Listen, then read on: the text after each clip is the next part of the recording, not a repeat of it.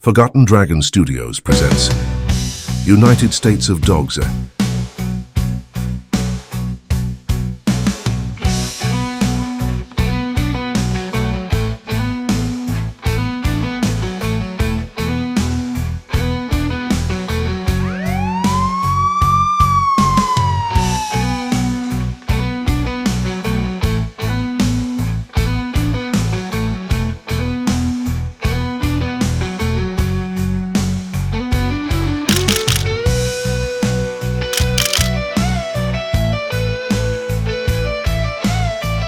Mike and Bob at New York City. The Golden Bone, Part 3.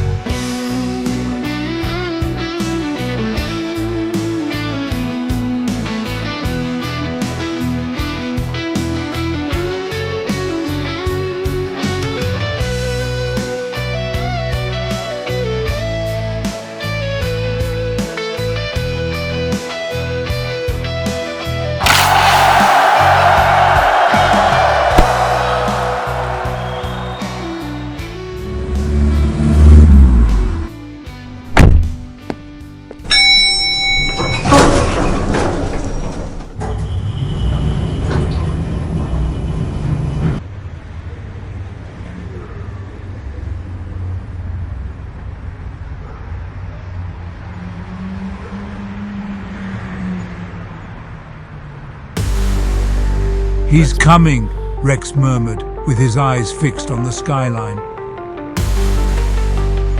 Under the night sky, Mike and Bob found themselves on the rooftop alongside Rex Sterling when suddenly a silhouette appeared against the backdrop of the moonlit city, a figure both majestic and enigmatic. With a grace that seemed almost outworldly, it leaned slightly towards them, the moonlight catching the contours of his face.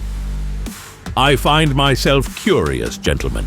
What treasure do you seek that eludes the pages of Rex's extensive catalog? We're looking for a painting that encapsulates the essence of time itself, Mike replied. He was hinting at a legendary painting believed to have been stolen by the master brush. The figure paused, moonlight dancing across his visage. Vincent Barco's A Desert Dune, you say? A piece lost to time, and yet here we are, discussing its retrieval. With a contemplative tilt of his head, the figure absorbed Mike's words. To capture time, a bold endeavor. He reflected aloud. Suddenly, the night air seemed to thicken, charged with the weight of his next words. But what will you do, gentlemen, when the essence of time itself unravels before you? We hope to understand time a bit better, said Mike hesitantly. The figure's gaze lingered on Mike and Bob for a moment longer, his expression soured. He glanced at Rex with a decisive nod. Our time here is over, he stated coldly before turning to leave, dismissing them as unworthy of the pursuit. Bob's voice cut through the silence, halting his departure. Should time itself unravel its secret, Blade Bear, we'll follow its melody, anywhere it may fare. For in the heart of chaos, beauty we'll find, embracing each moment with an open mind. To quote the famed poet, was a last resource aimed at forging a connection. Pause, Whitman, a beacon in the fog of existence. The figure reflected with admiration. Such an immediate and heartfelt response was just what Mike and Bob needed to keep him on tracks. I may indeed retrieve the piece you seek, a desert dune. But know this, the cost of such a feat is no small sum. The figure disclosed, his voice taking on a serious tone. You will find me in New York 1 week from now, where I will lead you into the heart of my secret gallery. Only there can we discuss the true price. As the enigmatic figure melted into the shadows, leaving behind a trail of mystery and anticipation, Rex Sterling stepped forward, his demeanor shifting to business. Gentlemen, let's talk practicalities. He began, pulling out a notepad from his coat. Retrieving a desert dune won't be a walk in the park. and my involvement comes with its own set of costs. Commissions, logistical support, and perhaps a few unexpected fares along the way. Mike nodded, unfazed. He promptly made a significant digital transfer to Rex for the night's insights. Consider this a down payment. Farewells exchanged, the duo embarked on their return to the hotel, their mission now officially in motion.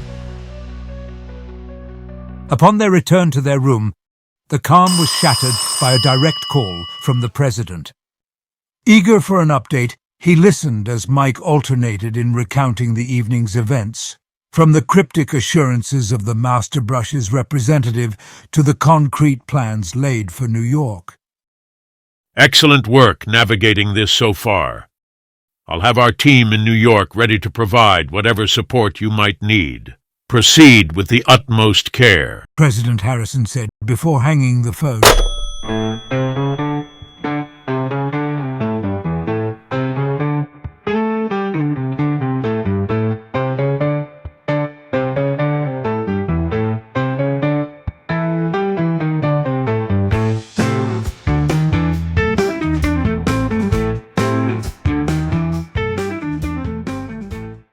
The lights of Broadway sparkled as Mike and Bob strolled down the famous street.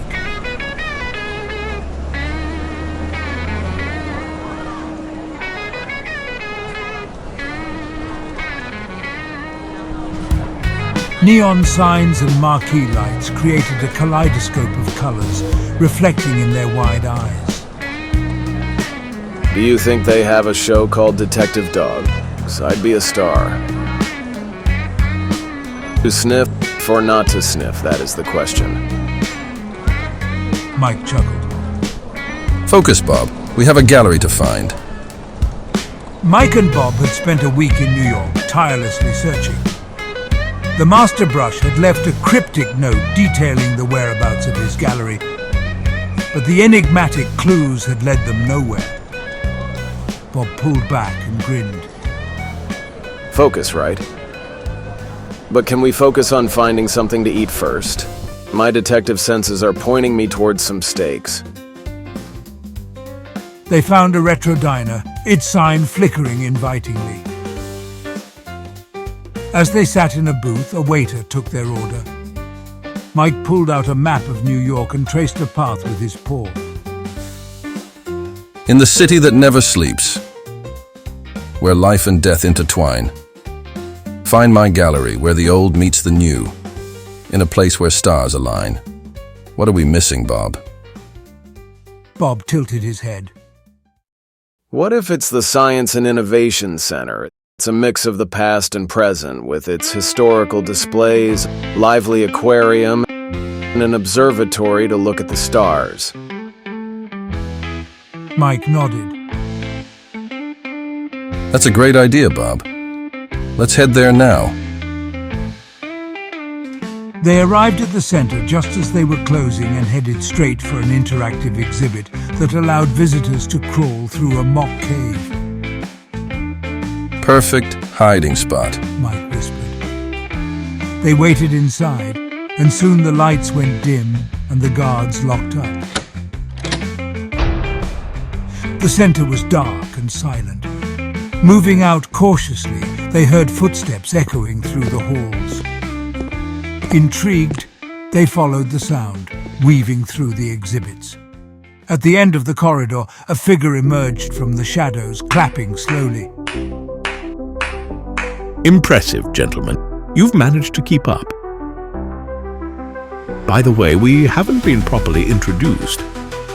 I'm the Master Brush, a humble artist captivated by hidden treasures.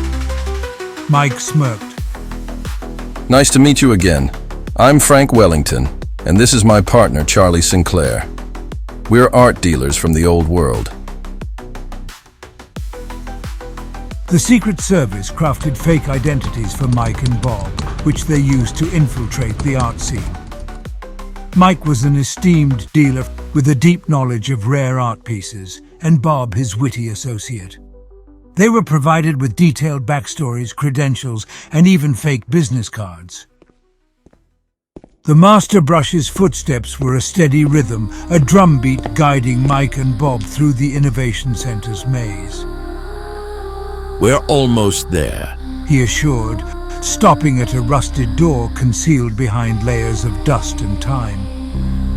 With a creak, the door revealed an ancient subway platform, a relic of the city's past. The station, bathed in eerie luminescence, seemed like a portal to another world. This subway will take us to my gallery, a sanctuary for the unseen. He continued, his voice dripping with pride and mystery. The subway car jolted forward, its wheels screeching against the tracks.